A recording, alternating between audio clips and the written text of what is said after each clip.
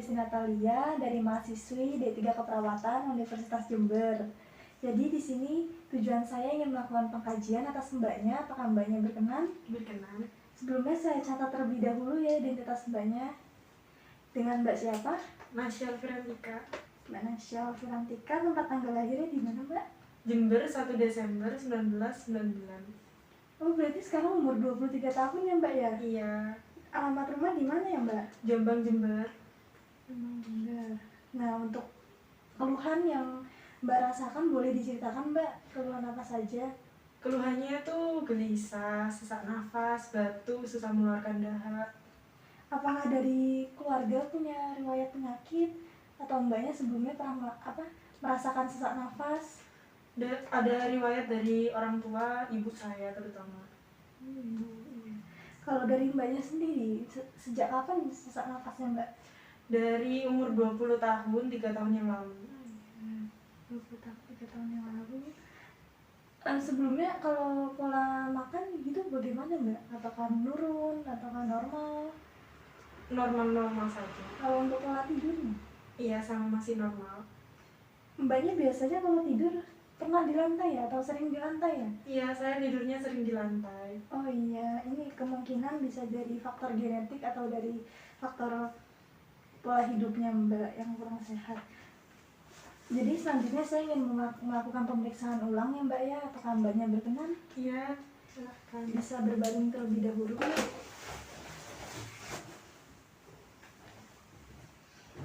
Oke. Permisi mbak, saya lakukan pengecekan ulang dulu ya. Ya, silahkan.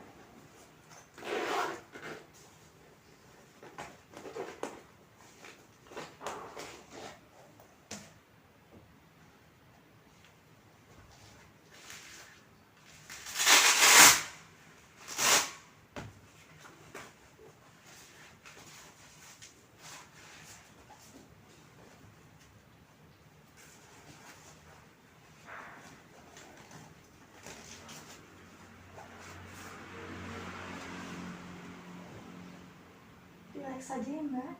Ya.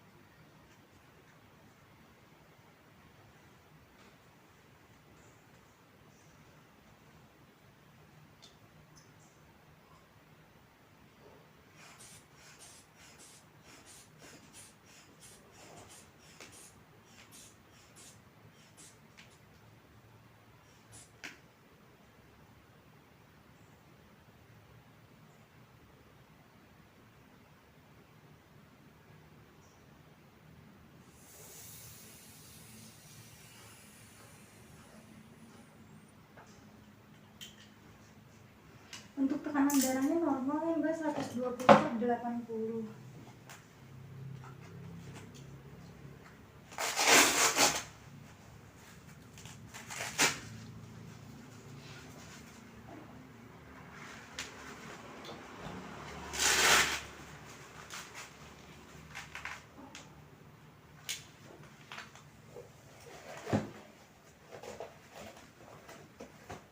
Selanjutnya saya ingin melakukan pengecekan lagi ya mbak, permisi mbak.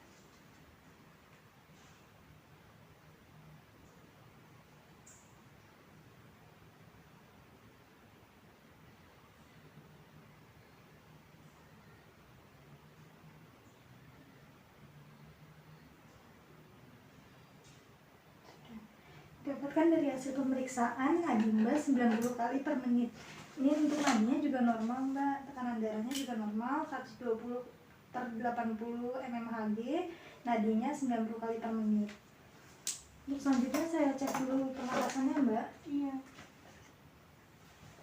Permisi mbak.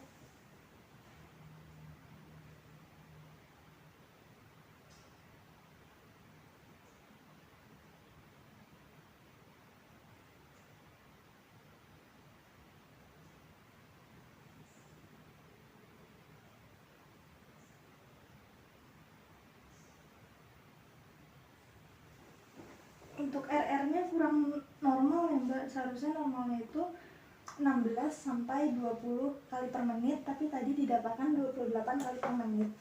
Iya. Makanya kadang suka ngerasa sesak nafas sih Mbak ya? Iya.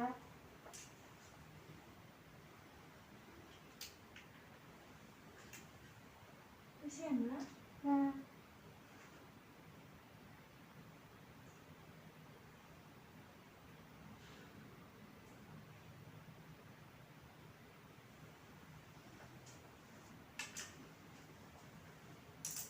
Saat pemeriksaan juga didapatkan atau ditemukan suara tambahan Mbak, seperti ronci. Ronci itu suara yang di paru-paru nggak kurang normal gitu Mbak, jadi bunyinya itu kayak gerut gerut gerut gitu. Ada suara tambahan ronci, bunyi. Nah, tadi kan sudah saya kaji Mbak, tekanan darahnya normal, nadinya normal, pernapasannya kurang normal, itu terlalu cepat 28 kali per menit yang seharusnya 16 sampai 20 batasnya. Untuk pernapasannya juga terdapat suara ronci, mengi. Nah, selanjutnya saya ingin mengukur suhu tubuh dulu ya Mbak. iya.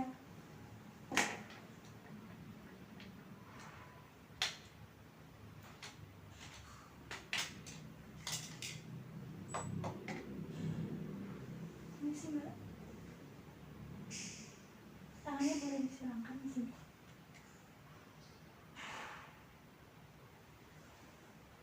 Tapi kalau biasanya itu suhunya nggak pernah naik ya Mbak? Normal ya? Iya. Ini sih Mbak. Iya, suhunya normal Mbak. 36,5 derajat Celcius. Jadi nanti beberapa hari ke depan, 3 hari ke depan saya akan melakukan pengecekan kembali atas Mbaknya. Jadi untuk saat ini bisa didiagnosakan bahwa Mbaknya ini bersihan jalan nafasnya tidak efektif, berhubungan dengan spasma jalan nafas yang dibuktikan dengan hipersekresi jalan nafas, sekresi yang bertahan, respon alergi, batuk tidak efektif, dan ditemukan ronci atau dispnea dalam paru-paru Mbak. Semoga lekas sembuh ya Mbak. Nanti Iya. 3 hari ke depan saya akan melakukan pengecekan ulang Iya. dan tindakannya. Terima kasih Mbak. Iya, sama-sama.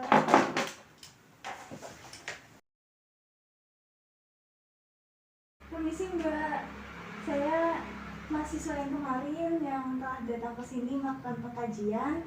Jadi di sini saya ingin melakukan lagi tindakan Mbak, dengan kriteria hasil dari tindakan yang nanti dilakukan, yakni batuk efektifnya Mbak meningkat, produksi sputum menurun, mengi menurun, dispnea membaik, frekuensi napas membaik, dan pola napas membaik.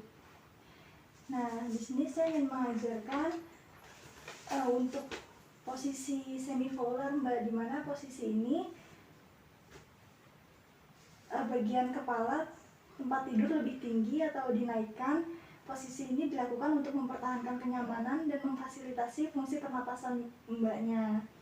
Jadi posisi semivolar ini berfungsi untuk membuka jalan nafas, di mana nanti dapat mudah mengeluarkan sputum yang sulit dikeluarkan Mbaknya. Jadi posisi semivolar ini nanti ditinggikan ya Mbak, untuk posisi tidurnya. Nah, seperti ini.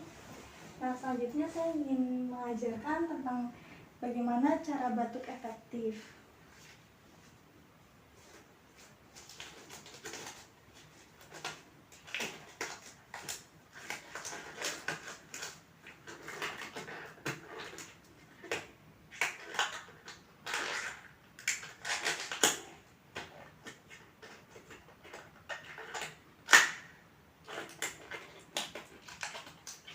Tapi sudah beberapa hari ini batuknya bagaimana Mbak? Apakah masih sulit mengeluarkan dahak? Sudah bisa mengeluarkan dahak. Lebih baik sedikit ya? Iya. Beberapa hari sebelumnya. Ini nanti saya akan melakukan tindakan bagaimana cara batuk efektif yang bisa mengeluarkan sputum.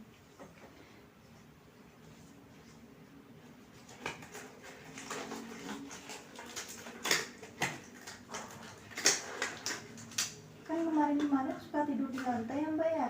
Iya. Nanti untuk selanjutnya jangan tidur di lantai lagi ya Mbak. Iya. Usahakan diberikan alas kaki. Jangan kontak langsung. Jangan kontak langsung dengan lantai ya Mbak. Iya, siap. Karena kan di lantai kan suhunya pun dingin. Kadang kan ada debu-debu yang mungkin tidak terlihat tapi bisa terhirup oleh kita.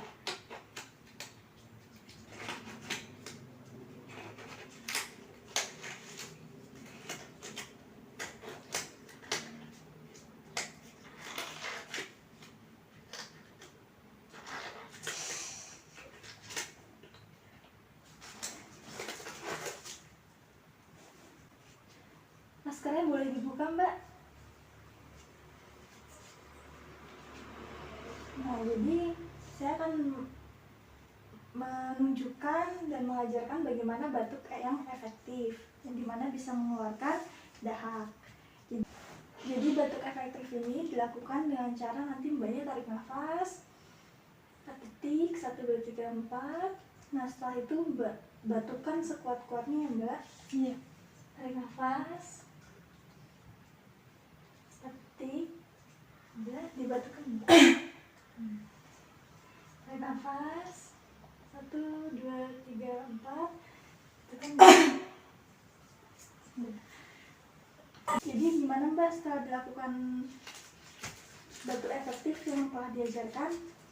Batuknya sudah mendingan. Dan dahaknya itu sudah mulai keluar. Kemarin-kemarinnya itu udah bisa mendingan, sekarang udah banyak yang keluar.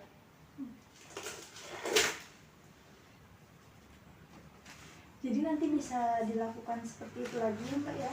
Iya. Kalau misalkan sulit bisa dengan melakukan posisi semi fowler. Ini dinamakan semi fowler di mana posisi kepala lebih tinggi daripada badan. Gunanya untuk membuka jalan nafas juga, dan batuk efektif ini dilakukan untuk mengeluarkan sputum atau dahak yang ada di dalam.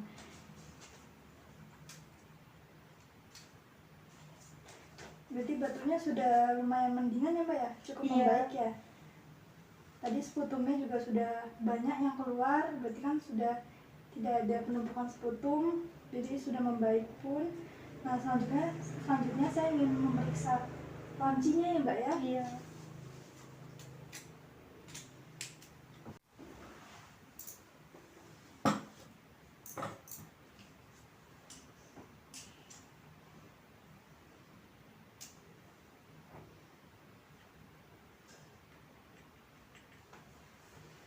Ini sih Mbak. Iya.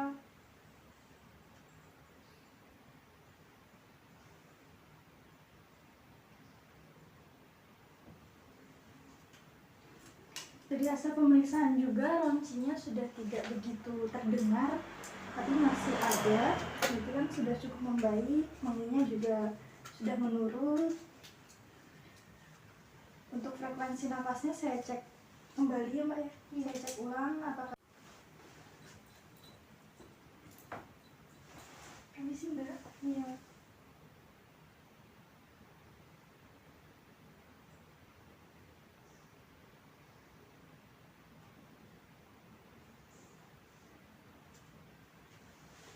Untuk RR-nya juga cukup membaik, tidak seperti sebelum-sebelumnya.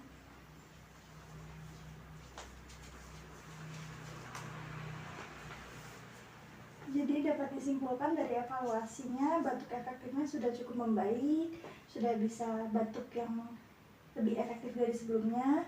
Terus produksi sputumnya juga sudah tidak menumpuk, sudah bisa dapat dikeluarkan.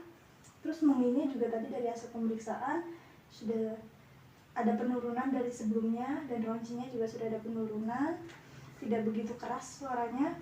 Terus dispenia juga membaik, frekuensi nafasnya juga tidak begitu cepat dari sebelumnya.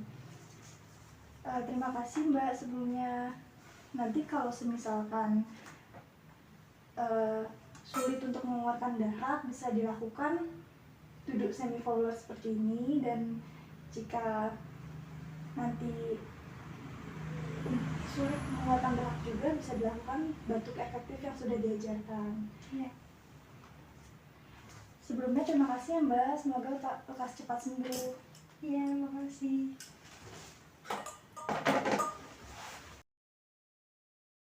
Pembahasan dari kasus yang sudah ditampilkan, Ibu, pasien mengeluh sesak napas, merasa gelisah, pasien mengatakan batuk sulit mengeluarkan darah, rasa sesak napas sejak umur 20 tahun, 3 tahun yang lalu, pola makan pasien normal, tidak menurun, pasien mengatakan darahnya normal, 120 per 90 mmHg, frekuensi nadinya 90 kali per menit, frekuensi nafasnya ditemukan suara ronci atau suara tambahan ronci, suhu tubuh. Maka selanjutnya kita pisahkan data, tanda, dan gejala yang tidak normalnya, yaitu pasien mengeluh gelisah, yang ketiga pasien mengatakan batuk sulit mengeluarkan dahak, yang keempat frekuensi nafas atau respiration rate-nya 2 suara tambahan ronci.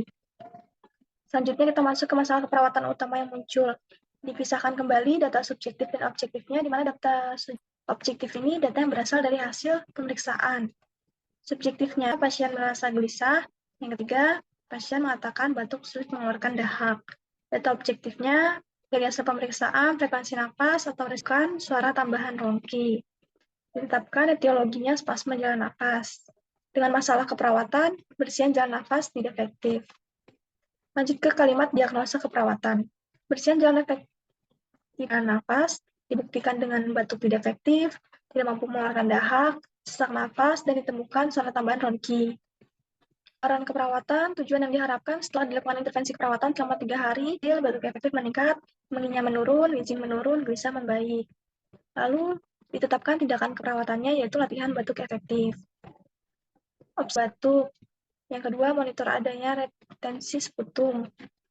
Terapeutik. Yang pertama, yang kedua, pasang perlak dan bengkok ke pangkuan pasien. Yang ketiga, buang sekret pada tempat sputum. Lanjut efektif.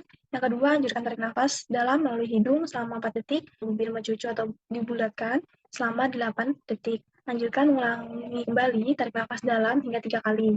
Anjurkan batuk dengan kuat langsung setelah hanya intervensi didapatkan evaluasi keperawatan. Setelah intervensi ditemukan data bahwa batuk efektif cukup meningkat dengan skala 4, kondisi sputum cukup menurun dengan skala 4, mengi cukup menurun dengan skala 4, frekuensi nafas cukup membaik dengan skala 4, disipnya cukup membaik dengan subjektifnya. Setelah dilakukan intervensi, klien mengatakan sesak napas berkurang, batuk efektifnya meningkat, dan juga mampu mengeluarkan dahak atau sputum. Hasil pemeriksaan, suara tambahan menurun atau suara loncinya menurun, disipnya juga cukup membaik. Objektifnya hasil pemeriksaan, perawatan, atau masalah teratasi sebagian, lalu planningnya akan dilanjutkan atau diteruskan intervensi.